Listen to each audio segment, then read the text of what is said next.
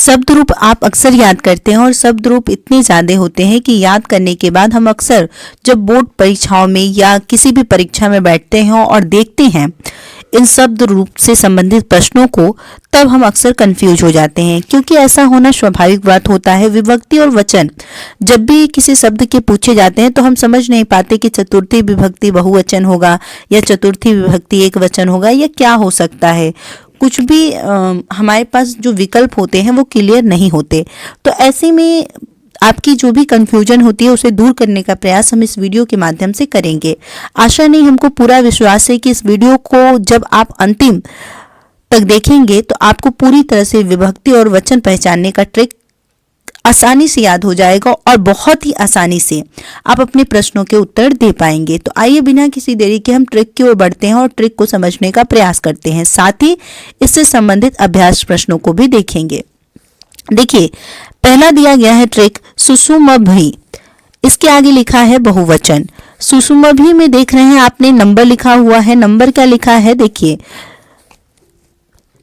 सु यानी 7, या ये सु आ जाए तो भी 7, म 6 और भी के ऊपर लिखा गया है 3, यानी सुषुमभी।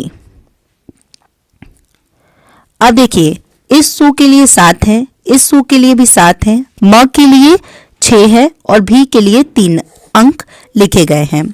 अब देखिए, इन अंकों को याद रखिए आप और साथ में इस शब्द को याद कर लीजिए और साथ में बहुवचन याद कर लीजिए। आगे देखिए, दूसरा लाइन में लिखा गया है नितस्य अइनेते आ। नितस्य अइनेते आ, नितस्य अइनेते आ। इसे आप 2-3 बार पढ़िए, समझ में आपको आसानी से आ जाएगा। देखिए, नितस्य अइनेते आ, नितस्य अइनेते आ।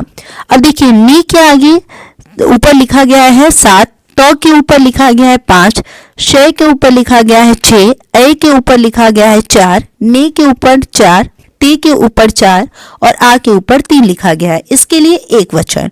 अब देखिए ट्रिक काम कैसे करता है। इस ट्रिक को हम लोग अप्लाई करते हैं प्रश्नों पर और फिर देखते हैं कि ट्रिक काम कैसे करता है। उसके बाद आपको और ज़्यादा अच्छे से समझ में आएगा। उससे पहले एक बार फिर से आप ट्रिक लिख लीजिए। सुषुमभी बहुवचन, नितस्य अइनेते आ, नितस्य अइनेते आ एक वचन। अब देखिए, पहला प्रश्न दिया गया है कि आत्मने शब्द रूप है आत्मन का। आत्मने शब्द रूप है आत्मन का। अब देखिए, सुषुमभी पहले ट्रिक जो है इसमें ए की मात्रा यानी ने, जो लास्ट वर्ड है आपका ने, इसमें नहीं दिखाई दे रहा, इसलिए ये ट्रिक आपका काम नहीं करेगा। अब देखिए, दूसरे वाले ट्रिक में नितस्य अइनेते आ, नितस्य अइनेते आ, यहाँ ने दिखाई दे रहा है और 4 इस पर लिखा गया है, यानी ये चतुर्थी विभक्ति एक वचन होगा। ये देखिए, चतुर्थी विभक्ति एक वचन।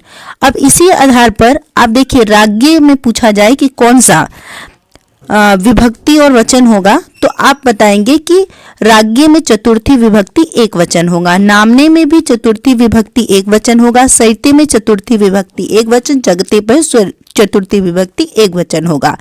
अब देखिए, आगे और भी ट्रिक को समझने का प्रयास करते हैं। देखिए, सरिता रूप है सरित का। आप जब अभ्यास प्रश्नों को हल करेंगे तो आपको ज्यादा ये ट्रिक क्लियर हो जाएगी। जैसे देखिए, दिया गया है कि सरिता रूप है सरित का। अब सरिता ता आया, नितस्य अइनेते आ, नितस्य अइनेते आ। दूसरे वाले ट्रिक में आ दिखाई दे रहा है आपको और यहाँ पर 3 दिखाई दे रहा है और यहाँ एक वचन है, नितस्य अइनेते आ। अब देखिए, आ है और यहाँ पर 3 है, यानी तृतीय विभक्ति एक वचन होगा। अब देखिए, विकल्प में कहीं तृतीय विभक्ति एक वचन है तो ये ग में है, तो यहाँ पर आप टिक कर देंगे, यानी आपका यह विकल्प सही हो गया। इसी प्रकार अगर आपसे पूछा जाए कि राज्ञा, नामना, आत्मना में कौन सा विभक्ति और वचन है, तो आप तृतीय विभक्ति एक वचन लगाएंगे। अब देखिए, इसी प्रकार हम और आगे बढ़ते हैं। आत्मभी रूप है आत्मन का। आत्मभी रूप है आत्मन का, इसमें कौन सा विभक्ति और वचन है, आत्मभी। आत्मभी, अब देखिए, यहाँ पर आपने देखा था सुषुमभी, सुषुमभी बहुवचन, भी यहाँ पर है यानी तृतीय विभक्ति बहुवचन होगा। यहाँ पर भी है और आत्मभी आपसे पूछा गया है तो यहाँ पर क्या हो जाएगा, तृतीय विभक्ति बहुवचन, यानी आपका ग विकल्प सही होगा। इसी प्रकार से अगर आपसे राज भी पूछ लिया जाए या ए भी पूछ लिया जाए तो वहां पर तृतीय विभक्ति बहुवचन होगा।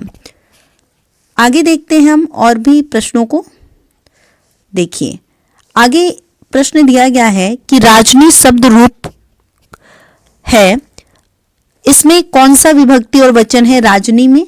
राजनी, तो देखिए राजनी जो है नितस्य ऐ नेते आ, आपने पढ़ा नितस्य ऐ नेते आ, तो राजनी आपसे पूछा जा रहा है और आपने पढ़ा नितस्य ऐ नेते आ, नितस्य ऐ नेते आ, तो राजनी आपसे पूछा गया है, तो इसमें कौन सा विभक्ति और वचन होगा? तो नी के लिए सप्तमी विभक्ति एक वचन, तो यहाँ पर आप लिख देंगे सप्तमी विभक्ति एक वचन। और इसी प्रकार से अगला हम प्रश्न की ओर बढ़ते हैं, तो इसमें दिया गया यस्मय रूप है यत् शब्द का, यस्मय रूप है यत् शब्द का, इसमें कौन सी विभक्ति और वचन है? तो यस्मय, तो आप देखिए यस्मय में कौन सा विभक्ति और वचन है? देखिए नितस्य ऐ, नितस्य ऐ यस्मय। अब देखिए ऐ की मात्रा कहां पर है? चतुर्थी विभक्ति एक वचन, तो यहां पर आप लिख देंगे चतुर्थी विभक्ति एक वचन। देखते हैं हम चतुर्थी विभक्ति एक वचन। अब देखिए इसी प्रकार से आपसे पूछ लिया जाए सर्वस्यै अस्मै यस्यै में कौन सा विभक्ति और वचन है? तो सब में चतुर्थी विभक्ति एक वचन होगा। इसी तरह से अगर देख लीजिए ऐ के लिए आपसे पूछा गया, तो आपने क्या किया कि नितस्य ऐ नेते आ में आपने ऐ के लिए चतुर्थी विभक्ति एक वचन लिखा। अगर आपसे ये पूछ लिया जाए कि सर्वस्य, सर्वस्य, सर्वस्य में कौन सा विभक्ति और वचन है? तो शय, आपने पढ़ा था नितस्य ऐ नेते आ, नितस्य ऐ नेते आ।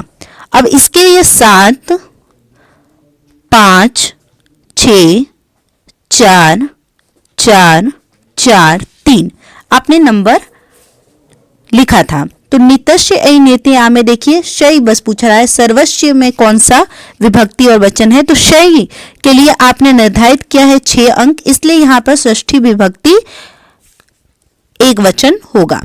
तो आशा है ये वीडियो आपको बेहद पसंद आया होगा। अगर आपको थोड़ा सा भी हेल्प मिला होगा इस वीडियो से, तो आप इसे ज़्यादा से ज़्यादा शेयर कीजिए और साथ ही हमारे चैनल को सब्सक्राइब कर लीजिए ऐसे ही और भी वीडियो देखने के लिए। घर रहिए, सुरक्षित रहिए।